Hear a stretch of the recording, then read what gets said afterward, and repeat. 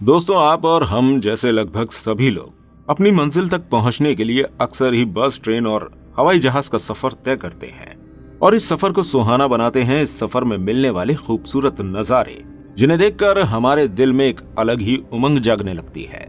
जहां एक तरफ ट्रेन के सफर में हमें जमीन पर मौजूद खूबसूरत नजारे देखने को मिलते हैं, तो वहीं एरोप्लेन के सफर में हमें आसमान के नजारे दिखाई देते हैं। अपनी जमीन से लगभग 24 से 30,000 फीट की ऊंचाई पर उड़ते पैसेंजर प्लेन से जमीन पर देखने पर हमें काफी रोमांच महसूस होता है।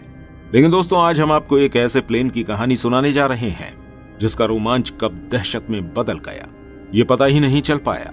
एक सुहाना सफर तय करते करते इस प्लेन में अचानक एक ऐसी कमी आ गई जिसके लिए पायलट से लेकर ग्राउंड फ्लोर पर मौजूद एटीसी ऑफिसर्स भी तैयार नहीं थे।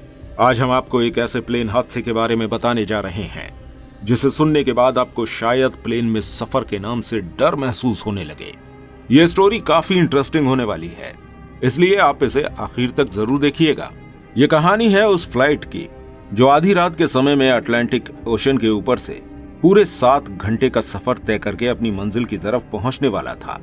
Air Transat airlines flight number 236 Toronto से लिस्बन तक का सफर तय कर रही थी और इस दूरी को उन्हें रात के समय में ही पूरा तय करना था, जिसके लिए ये हवाई जहाज 39,000 फीट की ऊंचाई पर उड़ते हुए लगातार अपना सफर तय कर रहा था। सभी सिचुएशन नॉर्मल ही लग रही थी कि तभी अचानक आधी रात के समय जहाज के पायलट को इंडिकेटर पर लो फ्यूल फ्लैश होता हुआ नजर आया, जो कि उसके लिए काफी घबराने वाली बात थी, क्योंकि अटलांटिक महासागर को पार करते समय आगे और पीछे कहीं भी कोई भी जमीन का नामो निशान नहीं था जहां पर वो अपना एयरप्लेन लैंड करके उसे रिफ्यूल कर सकते। ऐसे में क्या हुआ था उस जहाज और उसमें बैठे पैसेंजर्स का, ये सब आप हमारे आगे की वीडियो में जानेंगे। लेकिन उससे पहले हम थोड़ी फ्लाइट की जानकारी ले लेते हैं। दोस्तों, ये फ्लाइट टोरंटो के पियर्सन एयरपोर्ट पर ट्रांसेट एयरलाइन की एयरबस 330 थी। एयरपोर्ट स्टाफ इस फ्लाइट की उड़ान भरने की तैयारी में लगा हुआ था। 7 घंटे की नॉन स्टॉप फ्लाइट होने की वजह से इसके फ्यूल टैंक्स में 48 मैट्रिक टन फ्यूल भर दिया गया था। सभी तरह की फॉर्मेलिटीज पूरी होने के बाद इसमें पैसेंजर्स बोर्डिंग शुरू कर दी गई। यह टाइम था रात के 9 बजे का, जिसमें 293 पैसेंजर्स के साथ 13 क्रू मेंबर्स शामिल थे। 48 साल के रॉबर्ट पीछे फ्लाइट में मेन पायलट के तौर पर मौजूद थे, जिन्हें 16,000 घंटे कमर्शियल प्लेन का एक्सपीरियंस था। वहीं को पायलट के तौर पर डर्क डीगर मौजूद थे, जो 28 साल के थे और उन्हें अपने करियर में 5,000 घंटे फ्लाइंग एक्सपीरियंस था, जिनमें से 400 घंटे तो उन्हें इसी फ्लाइट को उड़ाने का एक्सपीरियंस था। यह जहाज state of the art company का एयरबस A330 मॉडल था, जो केवल 2 साल पहले ही लॉन्च किया गया था। कहने का मतलब शायद आप समझ गए होंगे कि एक तरह से पायलट्स भी फुल ऑफ एक्सपीरियंस थे और जहाज भी बहुत अच्छी हालत में था, जिसको पूरी चेकिंग के बाद ही रनवे से टेक ऑफ की इजाजत दी गई थी। टेक ऑफ के कुछ ही मिनट बाद जहाज अपनी क्रूजिंग एल्टीट्यूड 39,000 फीट की ऊंचाई पर पहुंच चुका था। इसका रुख सीधे लिस्बन की तरफ था। फ्लाइट को ऑटो पायलट मोड पर लगाकर पायलट लगातार उसके सिस्टम पर अपनी नजर रखे हुए थे। साथ ही एटीसी को लगातार अपनी अपडेट्स भी भेज रहे थे। इस अपडेट के हिसाब से फ्लाइट अब तक ठीक ठाक अपने मंजिल की ओर बढ़ रही थी। उसे टेक ऑफ हुए 4 घंटे का समय हो चुका था और वो अटलांटिक महासागर के बीचों बीच से होकर गुजर रही थी। रात के 1 बज रहे थे और पैसेंजर्स गहरी नींद सो चुके थे। तभी फ्लाइट में एक दिक्कत खड़ी हो गई। पायलट को जहाज के इंजन नंबर 2 की रॉन्ग रीडिंग शो हो रही थी। इस रीडिंग के हिसाब से ऑयल का प्रेशर ज्यादा, क्वांटिटी कम और टेम्परेचर लो दिखाई दे रहा था। इस अचानक आई परेशानी को सॉल्व करने के लिए उन्होंने फौरन ही जहाज के मैनुअल में से इस परेशानी का हल ढूंढा, लेकिन उन्हें इसमें किसी भी तरह की गाइडेंस नहीं मिली। ज्यादातर फ्लाइट के उड़ने के बाद जहाज का ऑयल टेम्परेचर बढ़ जाता है, लेकिन यहाँ पर यह लो टेम्परेचर शो करके एक तरह से गलत रीडिंग दे रहा था। तब उन्होंने कनाडा के एटीसी से कांटेक्ट किया ताकि वो अपनी इस परेशानी का सॉल्यूशन पा सकें, लेकिन कनाडा में मौजूद मेंटेनेंस यूनिट के पास भी प्लेन में आई इस परेशानी का सॉल्यूशन नहीं था। हालांकि इस फ्लाइट को उड़ाने में पायलट को किसी भी तरह की दिक्कतें नहीं आ रही थी, इसी वजह से वो इसे केवल एक फॉल्ट रीडिंग समझ रहे थे। आधे घंटे में ही उनकी ये सोच बदल गई जब फ्लाइट के पैनल बोर्ड पर उन्हें लो फ्यूल इंडिकेट होता हुआ दिखाई दिया। पायलट्स ने यह नोटिस किया कि दोनों ही विंग्स में फ्यूल का इक्वलाइजेशन नहीं है। जहाज के राइट विंग में फ्यूल काफी कम रह गया था, जिस वजह से ही पायलट्स को लो फ्यूल का बार बार इंडिकेशन मिल रहा था। ये कोई ज्यादा बड़ी परेशानी नहीं थी, इसलिए पायलट्स ने अपनी सीट पर बैठे बैठे क्रॉस फीड वाल्व का ऑप्शन खोल दिया, जिससे दोनों विंग्स में फ्यूल का डिस्ट्रीब्यूशन बराबर से हो गया। लेकिन अभी 10 मिनट ही गुजर पाए थे कि फिर से पायलट को लो फ्यूल इंडिकेट होने लगा। अब ये परेशानी एक बड़ा रूप ले चुकी थी, क्योंकि पैसेंजर से भरे एक प्लेन में अटलांटिक महासागर के बीचों बीच में फ्यूल का खत्म हो जाना एक बहुत ही गंभीर परेशानी थी। लेकिन जल्द ही पायलट्स को एक उम्मीद की किरण के रूप में एजोल्स आइलैंड का ध्यान आया, जो अटलांटिक महासागर में पुर्तगाल टेरिटरी का हिस्सा है, जहां उन्हें लैंडिंग के लिए टर्सेरा नामक एयरपोर्ट मिल सकता था। इसी सोच के साथ पायलट ने फौरन ही एजोल्स आइलैंड पर मौजूद एयरपोर्ट के एटीसी से कांटेक्ट किया और उन्हें इन्फॉर्म किया कि वह आपके एयरपोर्ट पर फ्यूल शॉर्टेज की वजह से लैंड करने वाले हैं। इस टाइम तक इस जहाज में 7 टन फ्यूल बाकी था, जो इस एरोप्लेन इंजन की कैपेसिटी का बस 6% ही था। इसलिए पायलट्स इस बात के लिए भी श्योर नहीं थे कि वो एजोल्स आइलैंड पर लैंड कर पाएंगे कि नहीं, क्योंकि फ्यूल की ये लिमिट भी बहुत ही तेजी से कम हो रही थी।